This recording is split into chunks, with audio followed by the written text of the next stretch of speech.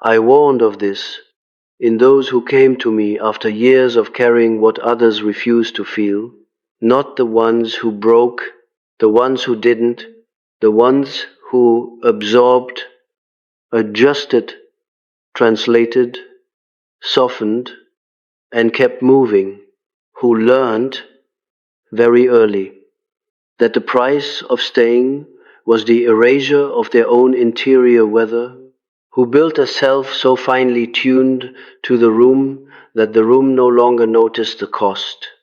You recognize this. The shift I warned about was not visible from outside. It did not arrive as collapse.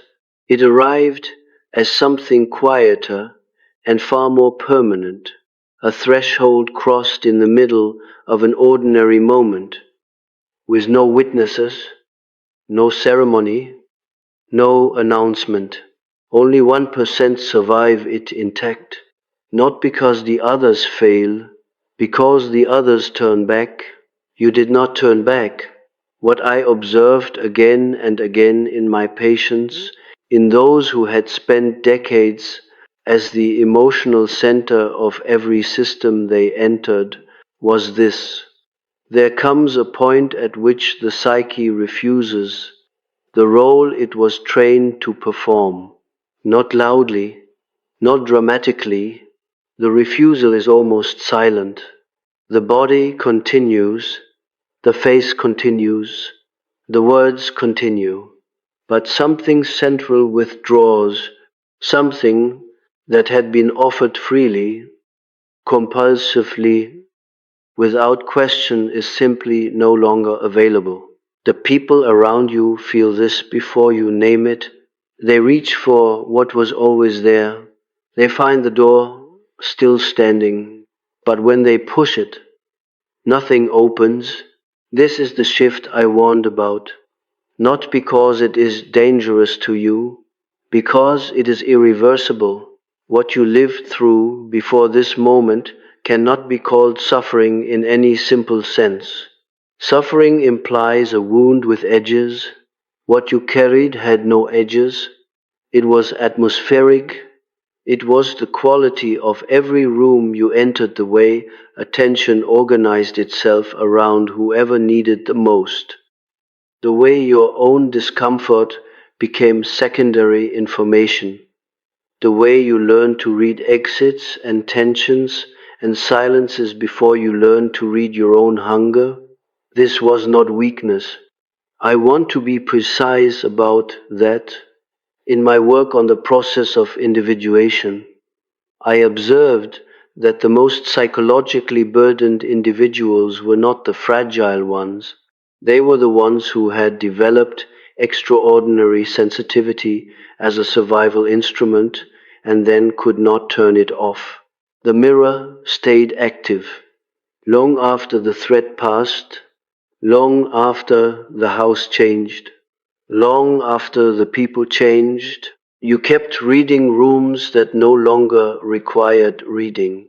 What the shift required, and this is what the 99% cannot sustain, was not healing, was not understanding, was not even grief.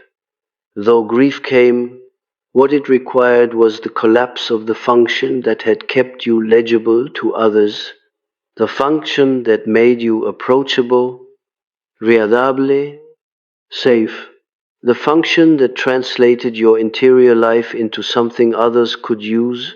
When that function withdraws, something strange happens to the people around you, not immediately.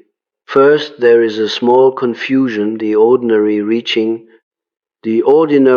expectation of access, then something closer to disorientation, then, in something that looks like panic dressed as anger. They are not angry at you. They are angry at the mirror that has stopped reflecting them. I observed this pattern across decades of clinical practice.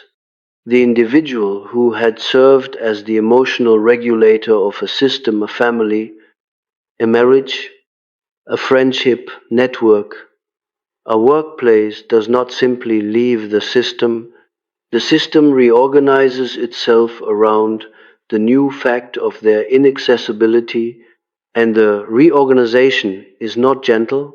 Systems built on one person's compulsive availability do not accept the withdrawal of that availability without resistance. The resistance takes many forms: guilt, accusation, appeals to loyalty, sudden warmth, sudden coldness. Each form of resistance is, at its root, an attempt to restore the old configuration, to find the door that used to open and force it open again. The door does not open. This is the threshold. What you survived was not the years of carrying. You were built for that. In a sense that I do not mean kindly. You were trained for it. The body learned it. The nervous system organized itself around it. The psyche constructed an entire architecture of responsiveness, elaborate, precise, invisible to those who benefited from it, and that architecture was not suffering. It was function. It was the shape yourself took in order to remain in the rooms it needed to survive. What you survived was the moment the architecture became unbearable to maintain, not because it stopped working, because you stopped being able to pretend it was free. There is a distinction I must draw carefully here, because it is the distinction that separates the 1% from the rest. The 99% who do not complete this shift are not weaker, they are not less aware. Many of them understand intellectually everything I am about to describe. They can name the pattern, they can trace it back to its origin, they can identify the childhood room, the parent whose need swallowed theirs, the early lesson that their own inner life was an inconvenience. They know all of this, they know it and continue, because knowing is not the same as the psyche refusing. The refusal I am describing is not a decision, it is a structural event.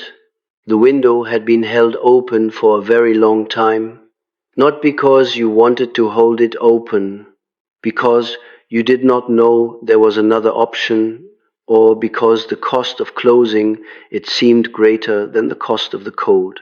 At some point, and you may not be able to locate exactly when the window closed, not slammed, closed, with the quiet finality of something that has simply run out of reason to remain open, you recognize this, not as relief, not yet, as a kind of stillness you had not been inside before, a stillness that felt, at first, like something missing, like the absence of a sound you had stopped noticing until it stopped. The shift I warned about does not feel like strength when it arrives. It feels like a failure of something you had relied on. It feels like the collapse of an ability, the ability to care in the way you used to care, to reach in the way you used to reach, to remain available in the way availability had defined you. The 99% interpret this feeling as regression, as numbness, as something to be corrected. The 1% do not correct it, not because they are braver, because something in them has already recognized that what feels like loss is the first moment of structural truth they have ever inhabited. What has ended was the performance of a self that was never entirely yours. What remains is something older, quieter, and far less interested in being understood.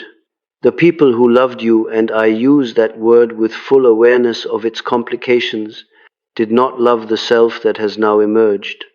They loved the function, they loved what you did with your sensitivity, not what your sensitivity cost you.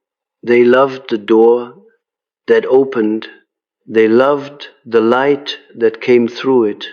They loved that you could be counted on to feel what they could not afford to feel themselves, to absorb what they could not process, to remain steady in rooms that would have broken them.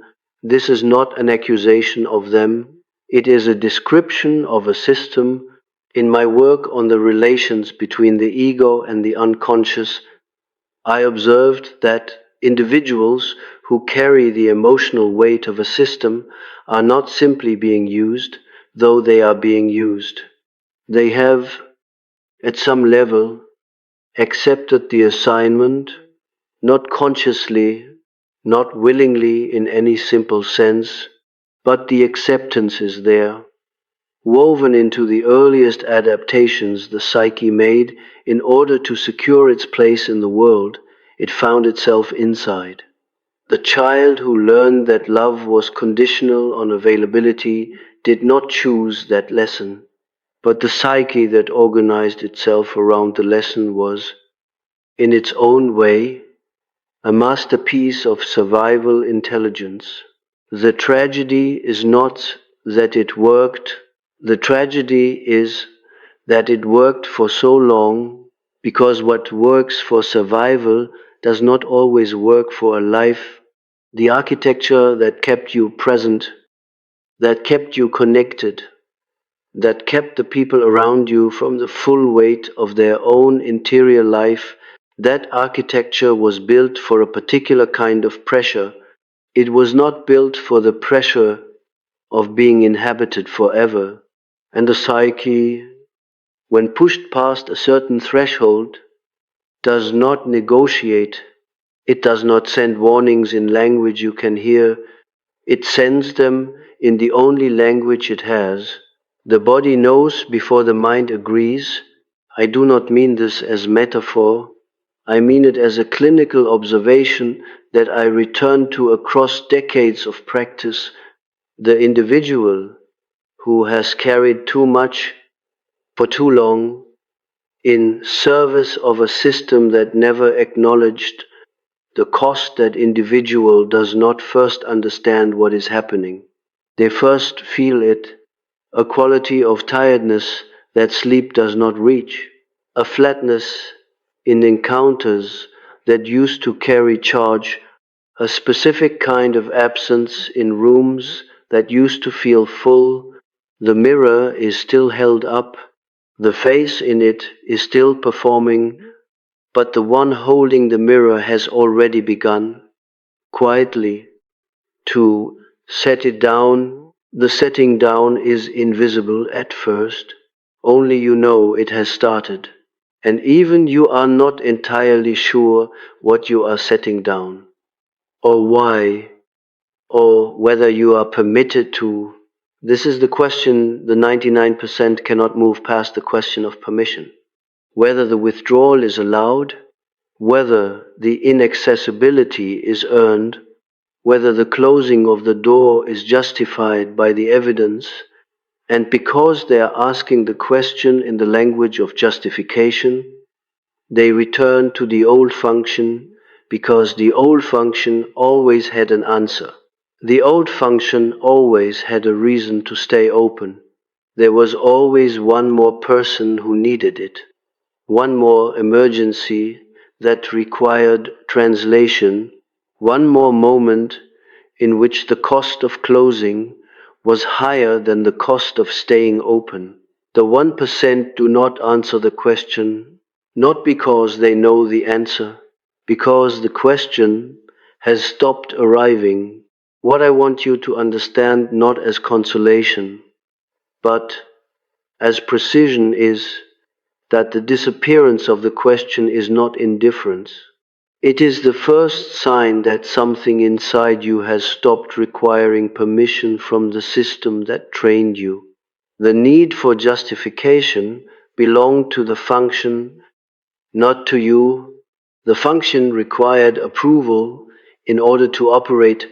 It required the belief that its service was necessary, that its availability was what made you valuable, that your legibility to others was the precondition of your right to exist inside the room. When the function withdraws, the approval structure withdraws with it. What remains does not ask whether it is allowed, it simply is. I once treated a woman who came to me in the third year, after what she described as the end of her marriage. Though the legal end had come and gone years before, she was not in distress, which was what made her presentation unusual. She had come, she said, because she no longer recognized what she was feeling, and she was not certain feeling was even the right word. She described sitting in her apartment one evening, a specific evening, with the particular quality of winter light she could still recall, and noticing that the sound she had expected to feel as grief was simply not there, not suppressed, not deferred, absent, as if the room in her interior that had held the grief had been quietly emptied while she was looking elsewhere. She had not done this deliberately. She could not locate the moment it had happened. What she knew was that she was sitting in the silence, and the silence was not empty. It was full of something she did not have a name for, something that felt, she said, almost like the memory of a person she had been before the marriage, before the long, careful, exhausting work of being available to someone who required everything and returned very little. She told me this without anger, without self-pity, with a kind of calm precision that I recognized in that moment as the voice of the psyche after it has completed something it had been working on for a very long time without the ego's participation. She did not understand what had completed. She only knew that something had. This is the nature of the psychological shift I warned about. It does not announce itself. It does not arrive as revelation. It arrives as a quality of stillness, and the stillness contains, if you are quiet enough to hear it, the faint sound of a door that has closed from the inside, not locked against anyone, simply closed. The architecture of the old self, the one that absorbed, translated, regulated, performed, does not vanish immediately. This is important to understand because many who are inside the shift believe in the early stages that they have failed at it, that they are still too reactive, still too easily moved, still too aware of the emotional weather of the people around them. The sensitivity does not disappear. What changes is the directionality of it. What changes is what you do with what you feel. The empath who has not yet crossed the threshold uses their sensitivity as a tool of adjustment, reading the room in order to reconfigure the self to fit it.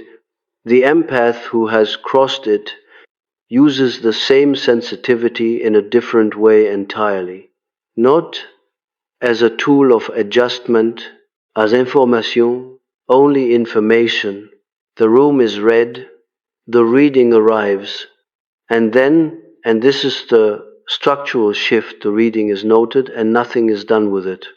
Not suppressed, not acted on, simply received. The way you receive information about weather, you are not standing in. You know it is raining in another city. You note it. You do not become wet. This is not coldness. I want to be precise about that. The 99% who observe it from outside name it coldness. They name it distance, withdrawal, emotional unavailability. They name it something has gone wrong with you. They name it this way because the only framework they have for your previous behavior was its usefulness to them. And when the usefulness ends, what remains cannot be evaluated by the same framework. The framework cannot hold what you have become. What happens next is not what you expect. You expect relief, and relief does come, but not in the form you anticipated. You expected the relief of a burden set down, the physical sensation of weight removed, the lightness of someone who has finally been permitted to stop. What arrives instead is something more austere, a clarity that does not comfort, a vision of your own history that is precise and unsparing and carries no warmth toward the version of you that lived inside it. You see, with a specificity that would not have been available to you before, exactly what was given and exactly what it cost, not in order to grieve it. The grieving has already occurred in the years of quiet erosion, in the accumulated weight of every moment in which your own interior was subordinated to the management of someone else's. The grieving is finished. What remains is simply the account. The account is not comfortable, but it is yours. In my work on the structure and dynamics of the psyche, I observed that the moment of true individuation is not a moment of expansion. It is a moment of contraction. The self does not grow larger at the threshold, it grows more precisely itself. It sheds the adaptations that were never its own, and the shedding is not gentle, because what is shed was not surface material, it was woven into the daily functioning of the personality. It was the voice that softened its tone before speaking, the body that braced before entering a room, the mind that calculated automatically what version of itself was required before the door had fully opened. These were not performances in any simple sense. They were survival, and survival, when it is no longer necessary, does not simply stop, it continues out of habit, out of momentum, out of the deep groove worn into the psyche by decades of repetition. This is why the shift is gradual, even when it feels sudden. The single moment you can point to the conversation that went differently, the request you did not fulfill, the silence you did not break. That moment was not the beginning. It was the surface appearance of something that had been completing underground for a very long time. The root had already let go. You only saw the tree begin to move when the wind came.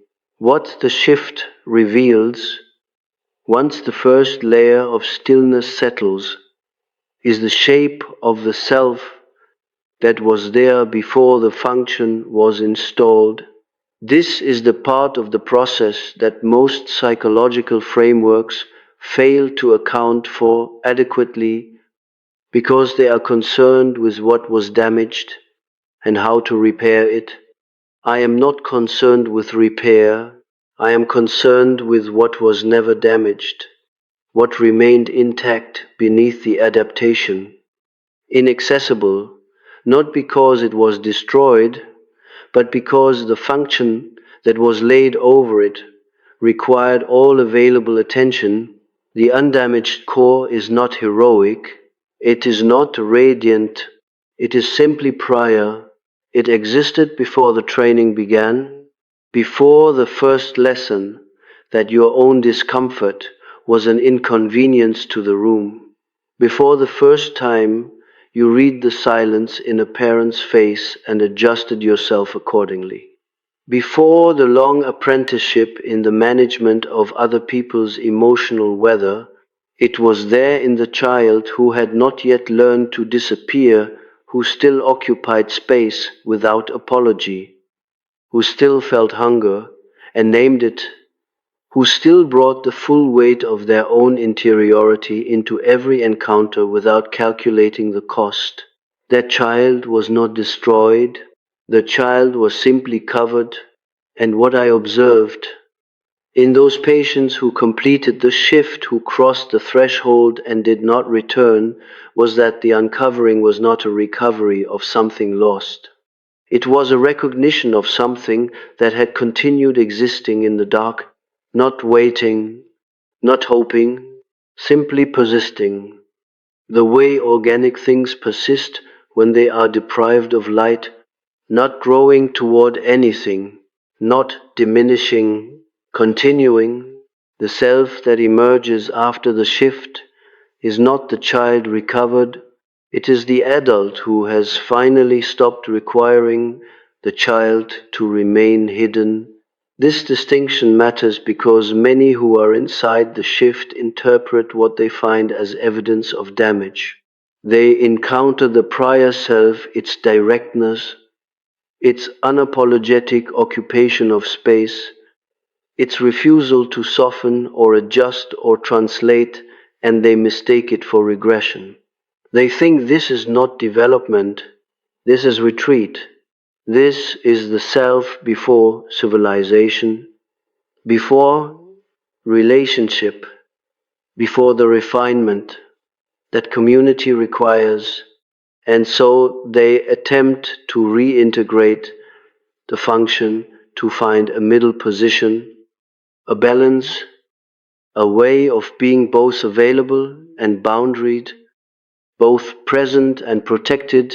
The middle position does not hold, not because it is impossible in theory, because the psyche, once it has experienced the structural truth of its own prior self, cannot sustain the performance of the adapted one. The adapted self was maintained by a belief, the belief that availability was safety, that readability was connection, that the management of others' emotional weather was the precondition of love. Once that belief has been structurally withdrawn, not intellectually rejected, but withdrawn at the level of the organism, the adapted self has nothing to run on. It requires the belief, the way an engine requires fuel. Without it, the engine stops. This is the moment the people around you begin to name what they are experiencing. Not before. Before this moment, what they noticed was a vague quality of change, something harder to reach, something less reliably warm, something that did not respond in the ways it used to respond. They named this tiredness or stress, or you going through something. They held space as they understood holding space for a temporary condition they expected would resolve. When it does not resolve, when the quality of change reveals itself as permanent, the naming becomes more specific. They say you have become cold. They say you have become selfish. They say you have become someone they do not recognize. They are correct about the last one. I want you to sit with the precision of that, not the accusation, the accuracy. You have become someone they do not recognize. This is not a failure of relationship. It is the accurate perception of a real change. The self they knew, the self that was organized around their needs, that was legible in the ways they required legibility, that could be relied upon to absorb and translate and regulate. That self has withdrawn. What they are now encountering is something they have no prior experience of, not because you have become a stranger, because you have become, for the first time, entirely yourself, and the self that is entirely itself is always, to some degree, unrecognizable to those who only knew its accommodations The anger that comes at you in this period is not personal in the way it feels personal. I observed this in my patients, the specific quality of rage that appears in the people surrounding someone who has completed the shift. It has a distinctive texture. It is not the anger of someone who has been wronged. It is the anger of someone who has lost access to a resource they did not know they were using. They are angry the way a person is angry when a door they have always found open is suddenly closed, not because they were promised it would be open, but because it always was, and the always had become an assumption so deep it had the quality of a right. The assumption is not their fault. You trained it into them, not deliberately, not maliciously, but the years of consistent availability created an expectation that had the solidity of architecture. They organized their own emotional lives around the fact of your access. They did not develop the capacities they did not need to develop because you were always there to provide them.